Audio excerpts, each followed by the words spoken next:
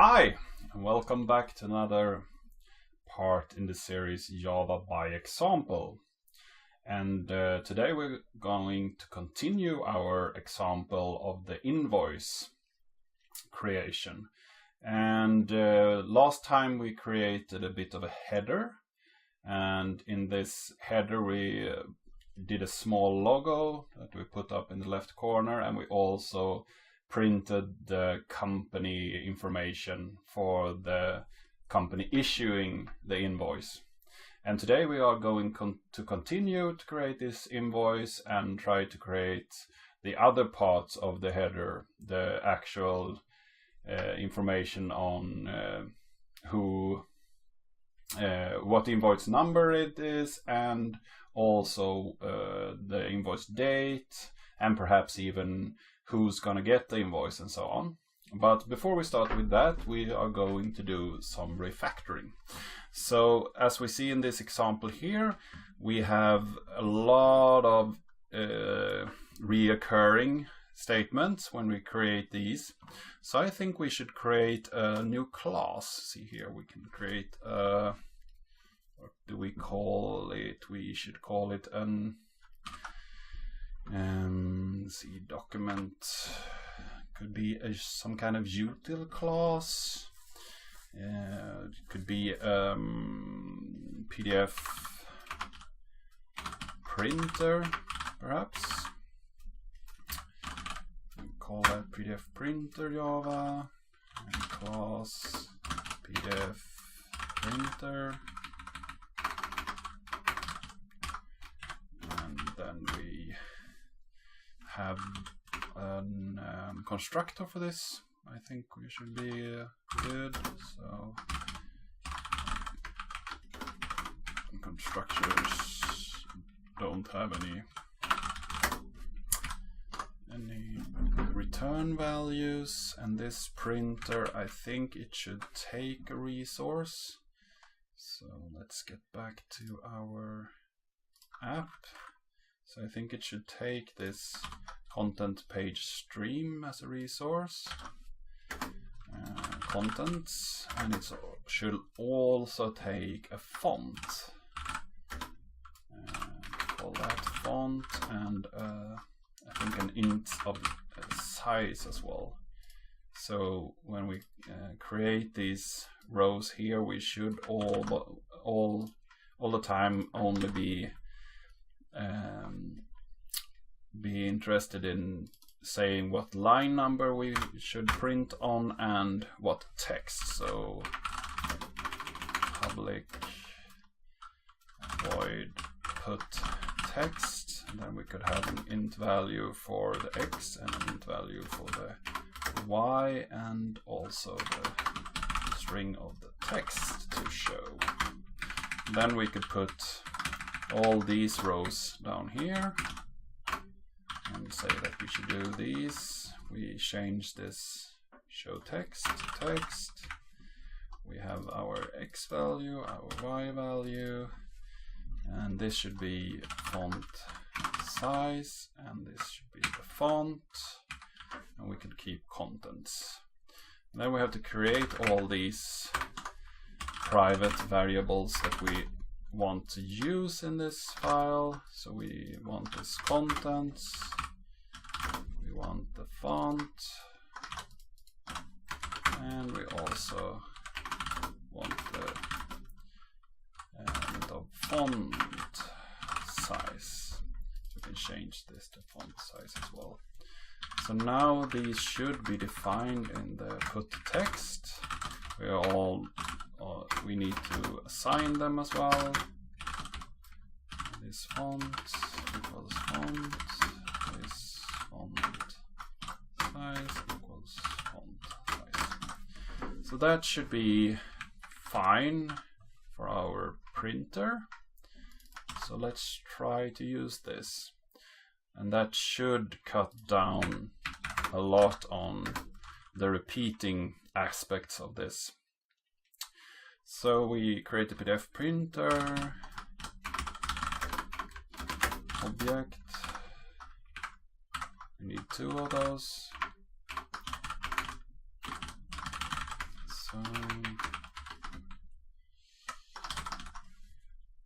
See here, a bit of a mishap in typing here, and then we need to give those both the content, and one of them should have the font with 16 points, and one of them should have the font with 8 points.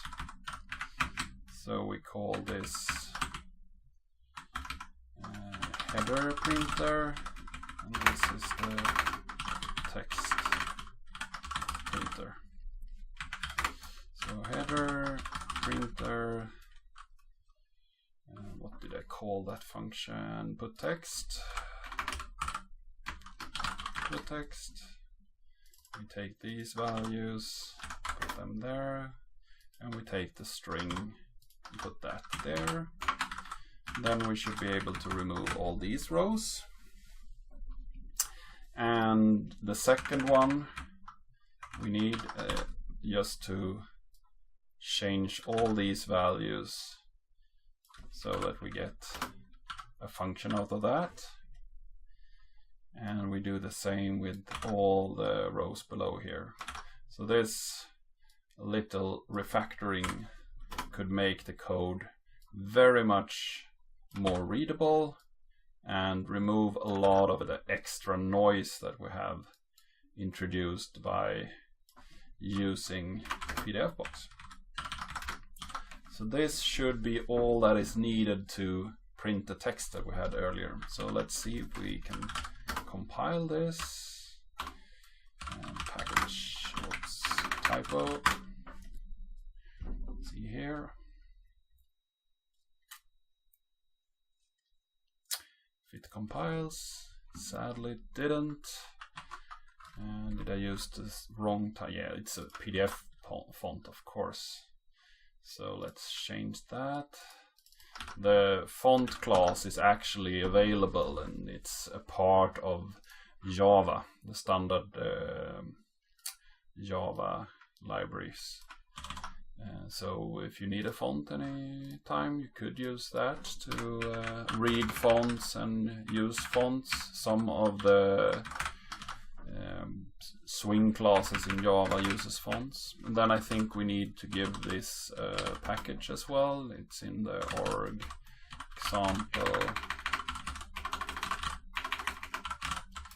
example invoice. I don't think we should have it in the document folder, so if we could move it. Nope. Don't know how to do that in Sublime. Sometimes your editor is not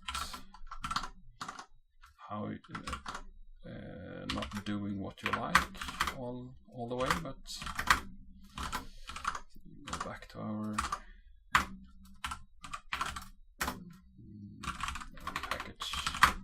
Go back to our map and package our project again. See here. Now we get a different kind of error. We need to actually throw the IO exception that we had earlier caught in our function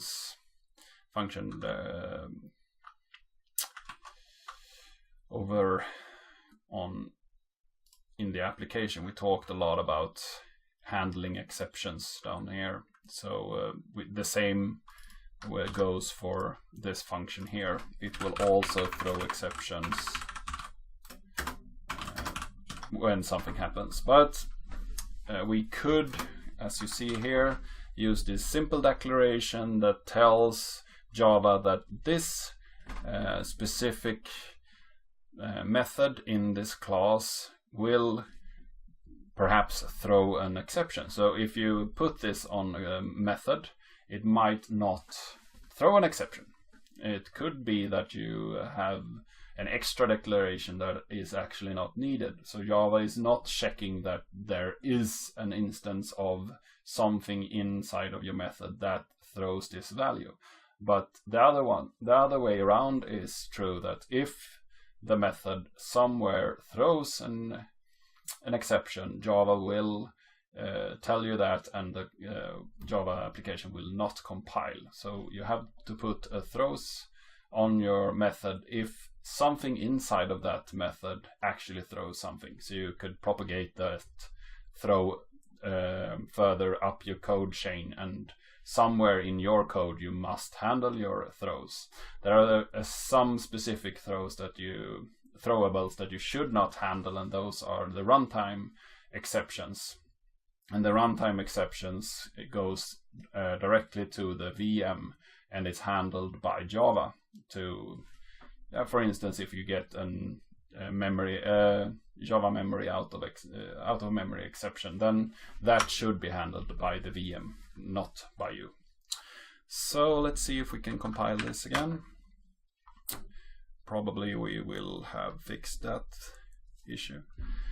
And we need to also import the exception. So import Java IO exception. I think that was the declaration. Yep. So let's try again. So now we have something else. Duplicate class. Now that's a bit weird. Or example, invoice PDF printer, a duplicate class. Why should that be the case? Class, public printer.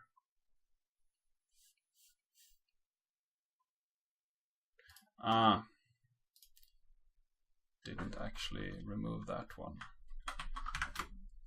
Is that the case? Could be.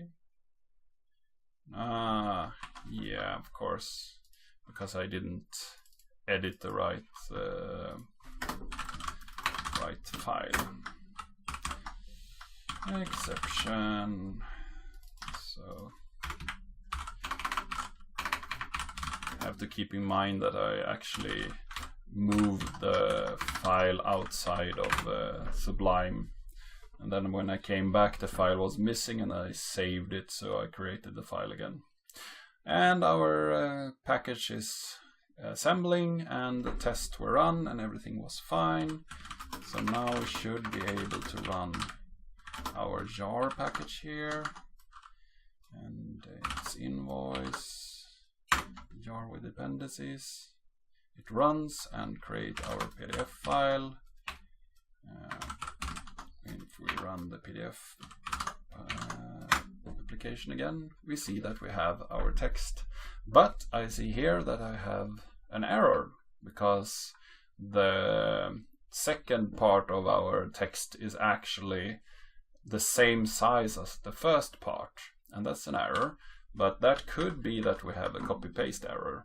So that's actually good, because then we know that our function works, but we made a change and we saw something change. So our refactoring works, but I made an error. So that actually weirdly is positive that we got an error.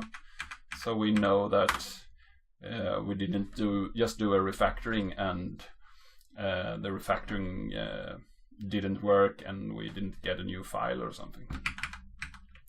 So sometimes an error could be good as well. And now we have the same kind of layout that we had earlier, but with much less code. So let's see how our invoice were looking here.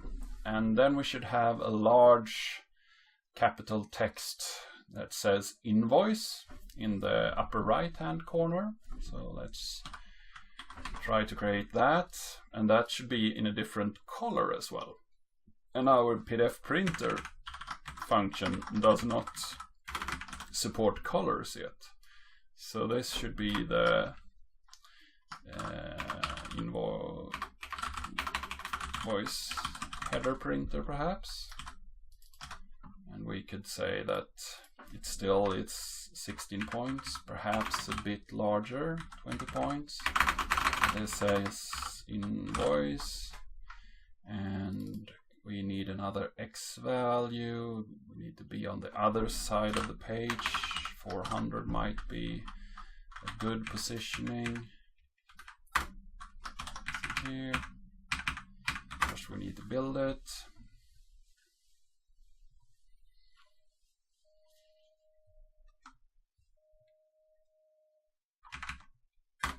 Then we try it out and let's see how this went.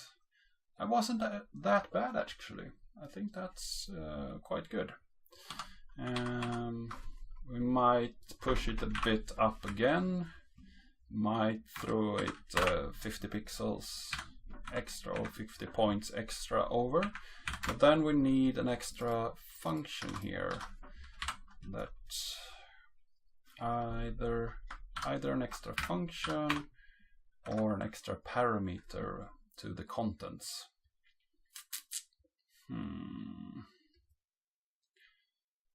Depends. Should we be able to set the color? Is that... I don't think that's such important function, so I think we set color here, and then we need to figure out how to change color in PDFbox. So let's go over here and check.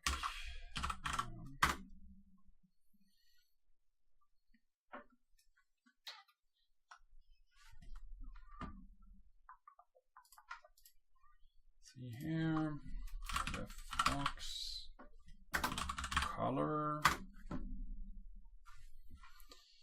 how to get font color using PDFbox. So here we have a Stack Overflow example. Let's see here, trying to extract text. That's not what we want. We want to set the text color. So here we have somebody that creates a page with a form on it and sets a font, move position with an amount, and here we have the set non-stroking color to red. So that could be the way we do this.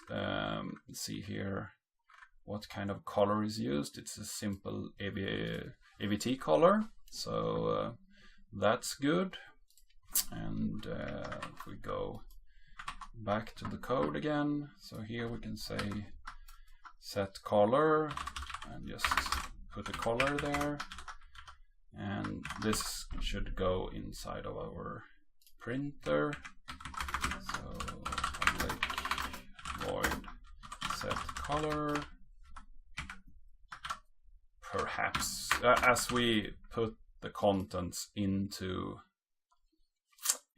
this function. I believe that we might not need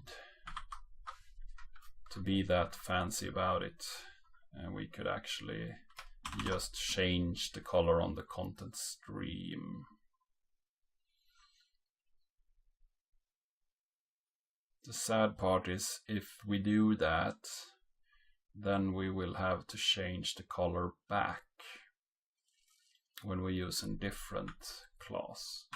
That might not be what we want, so we can say that we put the color on this one, and when we go back to the PDF printer we can say that this will be overloaded. So we say that here we have,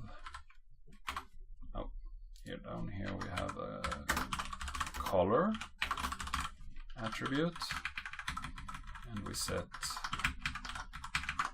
a color here, and then in our overloaded method we run this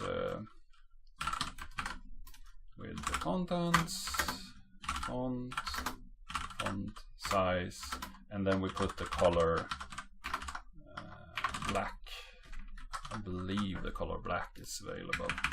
So now we need to import Java AVT color as well. and this will set the stroking color. So if we go back to our application again, I think we will remove this and try to build it again just to see that we get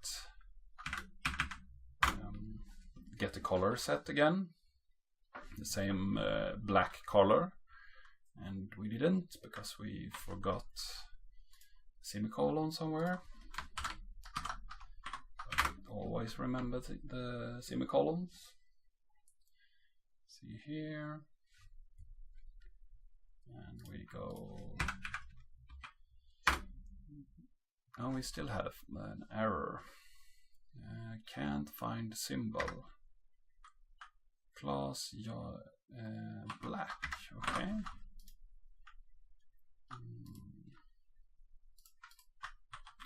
So let's go back here. We have the color red. Black might be with the uppercase. Black. There we go. That's probably it. And we package again. Still can't find the symbol. 21. Of course.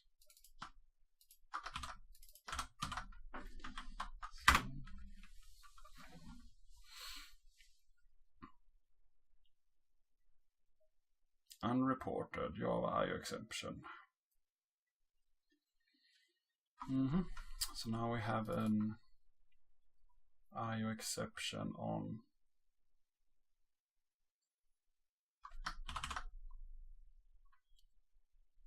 in PDF printer 2150. Okay, so this could actually throw an exception.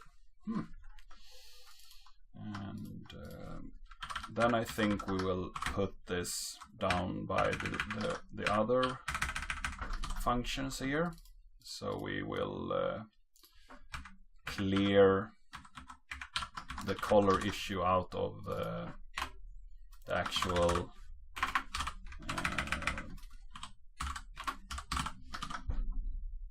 our constructors. You could have a constructor that throws an exception, but I rather not when I always have this runner here, and it could be good that this put text actually sets the color, because we might want to change the color with a function later. So that could be a good way to do it. So we always have the color set when we print actual text. So let's build again.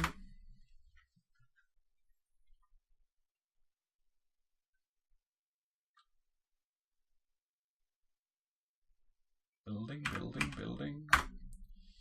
And we see here. Now we have all text as we had before with black. So we have a function to set a specific color. So now we just need to create the color that we want for this invoice. So we put a color. That's equal new. So now we have to check how Java ADT colors are set. Okay.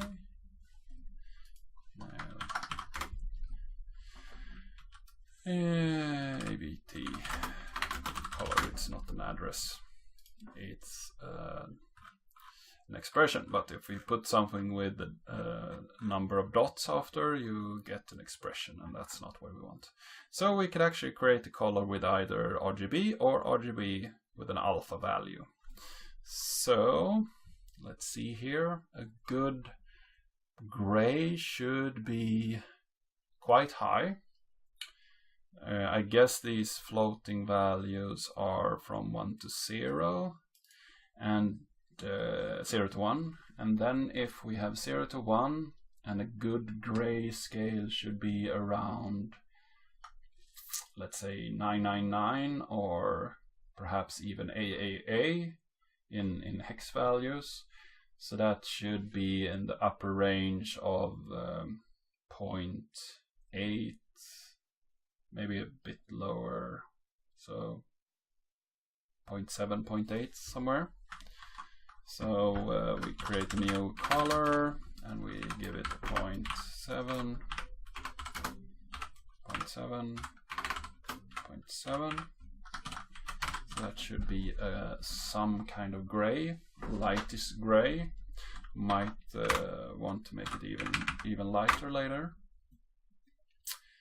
or darker. Colors are hard. See here, can't find symbol color. Okay, so I had not defined ABT color over here. Run it again.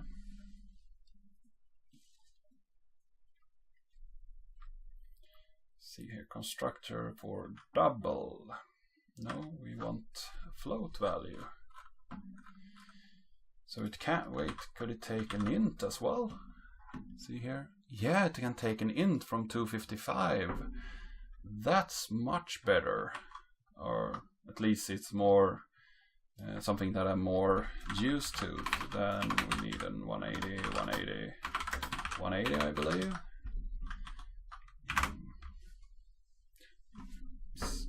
Some values you just remember when you work with them. So I believe this should be some light grayish value.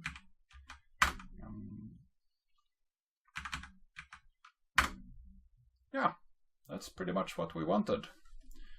I guess that the example might be a bit lighter.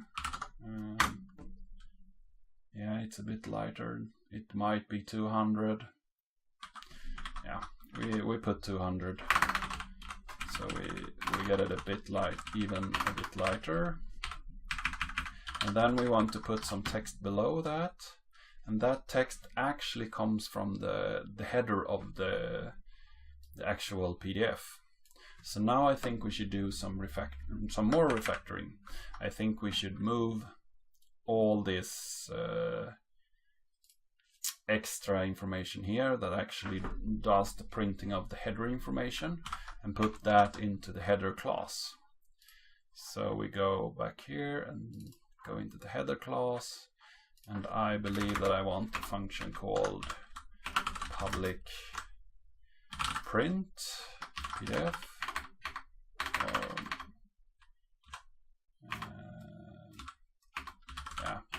Print PDF. So that's a function that we want here.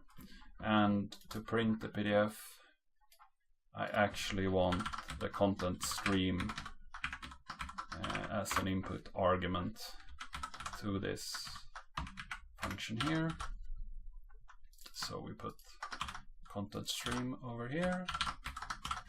So that will be created in our application and then sent to the different points in our document structure. So up here we created an invoice, and we say that this invoice we want to print PDF with this invoice. Yeah, that seems fine. And we give it contents. Then the invoice class that we created, it actually will be the one that prints all the other objects. So we create this public print PDF here that takes, let's do some copy paste. That takes this value, and now we take this header print PDF with the contents. So that's the simplest way of going down the tree and printing the different parts. And just at the moment we will only print the header information, but later on we will do the other parts of this document as well. So let's go back to the header. So we have this print PDF that prints these parts of the document. So I think we should try to see if our refactoring actually is valid, that it still compiles and we don't get any errors, as we do. And see here, invalid method declaration return time required, of course. Return types are important so that Java knows that this function will actually not return anything. Some languages don't require that you specify a return type if you don't want to return anything, but Java is a really expressive language, so you have to tell it a lot of stuff. You see here, the content page stream is not defined, so to be able to do all this fancy stuff, we need to push this information here. I think font should be good to have as well, but PDF page and so on should not be required. Yeah, that should be enough. So our different objects should know about these classes so they could actually print themselves. So we add those. So we have them in the future when we actually implement the different parts of the document. Let's see here. Did I forget to give PDF print? Of course. Because we are in the document folder and the PDF printer is not available either to our different document objects. So let's give them this import as well, so they could use this function, this class that we made to simplify the printing. So another build. What did we not remember this time? See here, cannot find PDF printer in header. Did I save it? No, I didn't save it. Of course.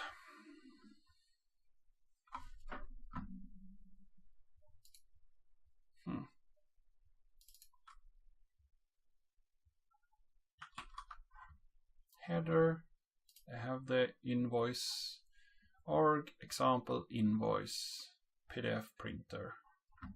So that should be what I need. Interesting. See here, PDF printer.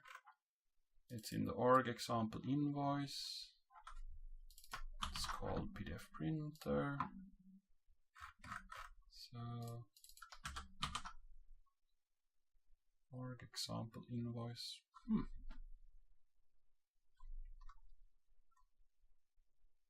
I wonder what PDF printer is not public. What? Public. It seems, of course. This is interesting.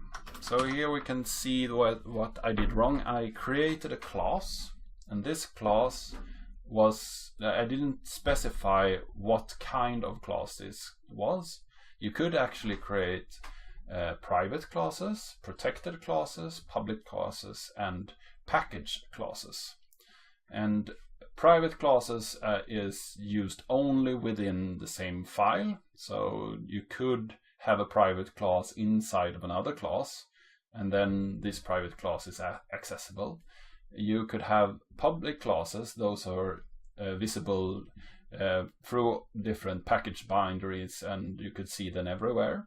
You have protected classes. Those classes is only accessible by extending them, and so you have the same way with methods that are only visible if you extend them. And then you have the package classes or default classes, and those classes only available inside the same class, inside the same package. And if you don't specify anything, it will be a package class or a default class. So in my case, I didn't specify public here, so that then this class was not visible outside of this specific package. So it was visible inside of org Java org example invoice, but it's not visible in our document hierarchy. And header need color as well, because we set the color inside there. I don't think we need the color inside of the app anymore. See here, color, no.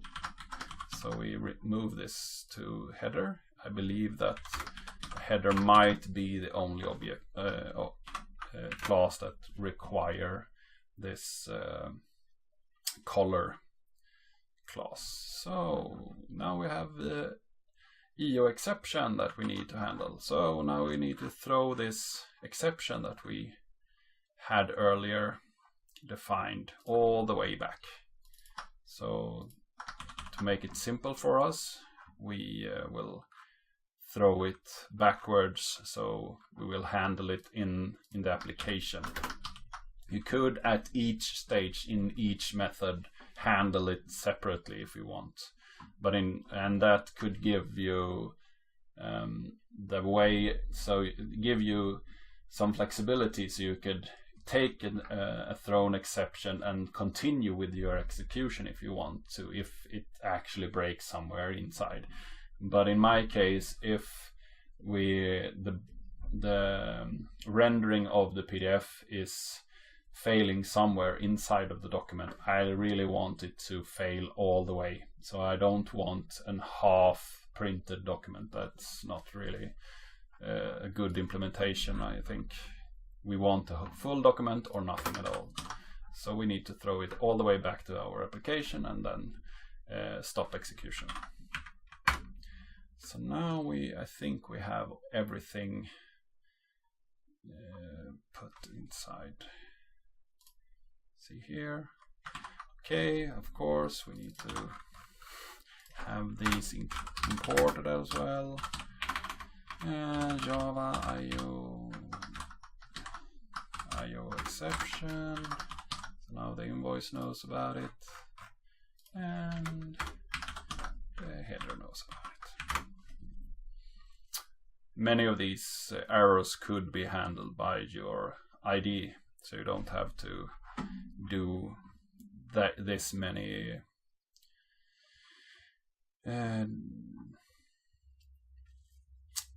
steps. See here, cannot find symbol in the invoice class at 5128.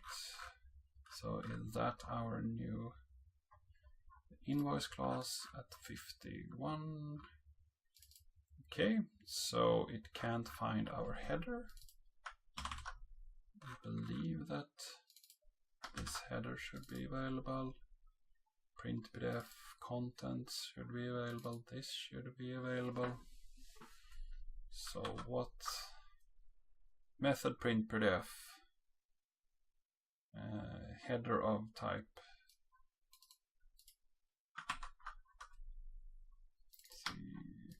Didn't I specify that I wanted content string? Yeah, I think I specified that. It's public void print PDF. This is public void.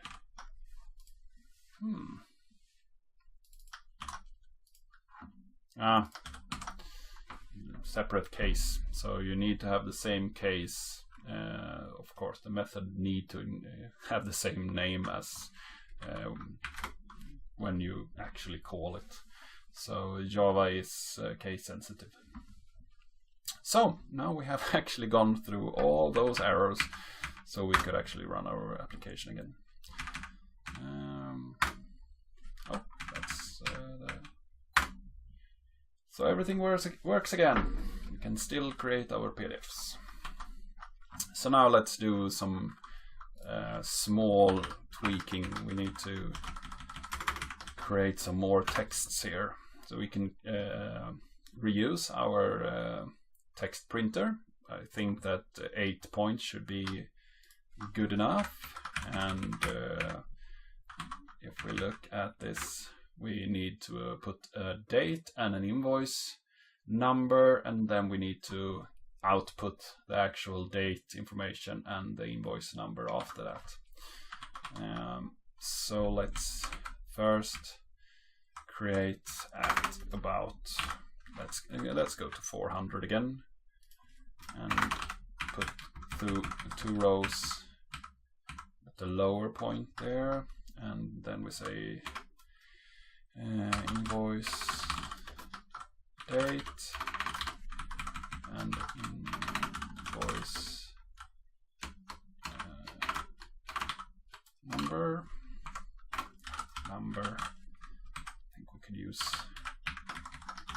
proper English, and then we put the actual information at 100 points over.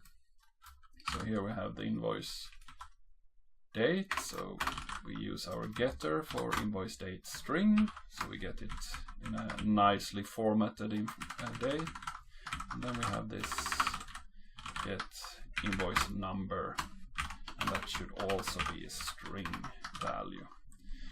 So let's see how this will look.